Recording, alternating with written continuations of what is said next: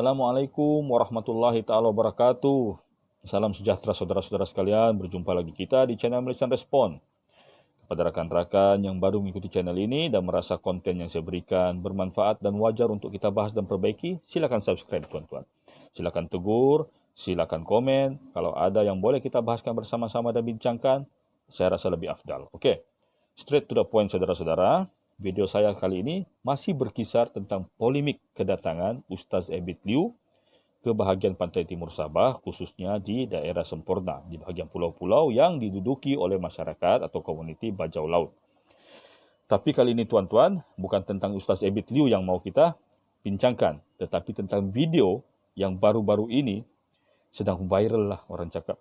Maklumlah, orang yang membuat video tersebut orang yang tersohor. Tidak lain tidak bukan, kita akan bincangkan tentang tuduhan dan fitnah Zulfazli Syekh Ahmad. Okey tuan-tuan, sebelum itu saya mohonnya minta izin. Memandangkan Zulfazli Syekh Ahmad kalau bikin video dia selalu merujuk kita orang Bajau Suluk ini sebagai utu arung, maka saya pun akan berbalik bagi dia gelaran juga. Saya tidak akan panggil dia utu atau otok sebab dia tidak ada ciri-ciri kejantanan. Dia selalu bertapuk. Lagipun mulut dia macam mulut perempuan, bibiran. Jadi saya panggil dia Ndek. Okey, Ndek Zulfazli. Sebut dia punya nama Zulfazli pun saya geli cakap tuan-tuannya. Jadi saya panggil dia Ndek Jul. Okey, Ndek Jul. Menurut video yang telah dipertontonkan ramai, ya, tuduhan Ndek Jul mengatakan bahawa Datuk Seri Shafiq Apdal lah yang telah melarang Ustaz Abid Liu daripada menjalankan kerja-kerja dakwah dan bantuan kemanusiaan di pulau-pulau Semporna. Aduh, tuan-tuan. Ini merupakan satu fitnah yang sangat dahsyat dan satu kebodohan yang sangat bangang. Kerana apa tuan-tuan? Kita sedia maklum, Zulfazli ini, semua pemimpin negara kita di Malaysia ini, terutama pemimpin Melayu, dia fitnah. Zahid dia fitnah, Mahathir dia fitnah, Muhyiddin dia fitnah, Anwar dia fitnah. Semua pemimpin UMNO, PPBM, PAS, PKR, Warisan, semua dia fitnah. Saya pun tidak tahu apa masalah dengan pemimpin negara. Sedangkan kita sebagai umat Islam tuan-tuan digalakkan menghormati pemimpin.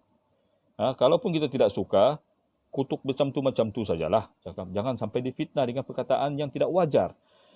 Jadi tuan-tuan, kita fikirkan secara logik satu persatu tuan-tuannya. Ada 3 sebab yang akan saya bahas dalam video ini, yang akan membuka kebangangan si Ndek Jul. Pertama tuan-tuan, saya berani mengatakan tuduhan ini tidak berasas kerana posisi Datuk Seri Shafiq Apdal sekarang, seperti yang kita semua maklum, beliau merupakan hanyalah seorang anggota parlimen ataupun MP bagi Semporna. Selain itu, beliau merupakan juga seorang adun di salah satu dun yang berada dalam Parlimen Semporna. Kalau saya tidak salah di Senalang mungkin. Senalang atau Bugaya. Mungkin Senalang. Ya. Jadi tuan-tuan, dengan posisi beliau yang cuma 3, Presiden Parti Warisan, Ketua Pembangkang di dun, ya, Ahli Parlimen, dan ahli pembangkang pula tu, serta adun pembangkang, maka saya tidak rasa beliau mempunyai autoriti atau kekuatan suara untuk menahan atau memberikan arahan tentang Ustaz Abid Liu untuk tidak dibenarkan masuk ke daerah tersebut. Apatah lagi arahan tersebut diberikan kepada pihak berkuasa, terutama anggota keselamatan. Ini sangat tidak masuk akal tuan-tuan. Beliau merupakan hanya seorang MP. Logikkah seorang MP boleh menghalang, boleh memberikan arahan kepada anggota keselamatan? Ini tidak logik sama sekali.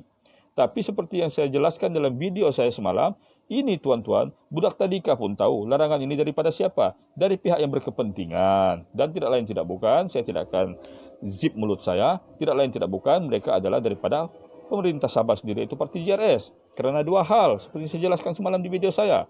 Pertama, dendam mereka terhadap daerah Semporna dan suku Bajau Suluk yang tidak memilih mereka semasa PRN. Kedua, kerana mereka mau menutupi kelemahan yang ada di daerah tersebut, yang akan membuka pekung mereka, yang akan memalukan mereka di peringkat antarabangsa. Mereka sedar kedatangan Ustaz Abid Liu dengan pengikut yang ramai akan membuatkan hal ini tersebar luas. Jadi atas 2 hal itu. Jadi tuduhan yang mengatakan Datuk Seri Shafiq Apdal sebagai orang yang melarang sangat tidak masuk akal kerana posisi beliau sebagai seorang anggota pembangkang. Yang pertama. Yang kedua tuan-tuan, kita sedia maklum, Datuk Seri Shafiq Apdal merupakan seorang umat Islam. Beliau merupakan seorang pemimpin Islam tuan-tuan. Tidak mungkinlah seorang pemimpin Islam mau membantutkan usaha dakwah. Apatah lagi dakwah tersebut dijalankan oleh seorang yang terkenal sebagai seorang mubalig yang mengislamkan ramai orang, Ustaz Abid Liu. Kita tahu tuan-tuan, memanglah suku Bajau Laut atau suku Bajau Pulau ini ramai yang Islam. Tetapi mereka sangat mendekatkan amalan Islam mereka dengan amalan paganisme dan animisme. Percaya kepada embok laut, percaya kepada samak selang. Jadi Ustaz Abid Liu sedar akan hal ini. Jadi serampang dua mata. Selain berikan bantuan kepada mereka yang sangat terdesak, yang dihimpit, yang dipinggirkan oleh kerajaan negeri, Ustaz Abid Liu sedar juga tentang kebutuhan atau keperluan mereka untuk diisi rohani mereka dengan sinar keislaman. Jadi Datuk Seri Syafiq Apdal tidak mungkin menghalang usaha murni tersebut. Itu alasan yang kedua, tuan-tuan. Yang ketiga, beliau merupakan MP sempurna. Jadi sebarang usaha yang boleh memakmurkan daerah beliau, sebarang usaha yang boleh memberi faedah kepada rakyat di dalam parlimen beliau, sudah tentu beliau izinkan. Jadi tuan-tuan kita nampak, ya, setelah 3 sebab tadi saya berikan, kita nampaklah tuan-tuan, tuduhan Zulfazli sangat tidak berasas. Kalau saya tanya dia berdepan, ya, Ndek Zul, atas dasar apa kau tuduh Datuk Seri Syafiq Apdal? Tentu jawapan dia kosong, tidak ada. Saya menuduh beliau kerana saya seronok memfitnah. Cuma itu saja. Kita tahu tuan-tuan, sejak kebelakangan ini, kalau kamu perhatikan YouTube Zulfazli Syekh Ahmad, kamu akan menemukan 2 perkara. Pertama, YouTube beliau tidak mempunyai iklan.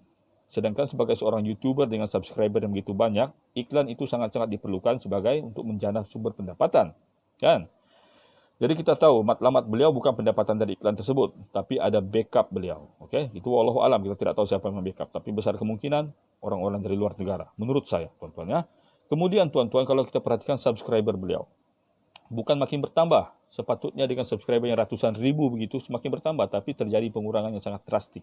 Karena apa? Karena orang sudah sedar, tuan-tuan, apa yang keluar dari mulut beliau merupakan tohmahan, fitnah, dan hujatan yang sangat memburukkan pemimpin.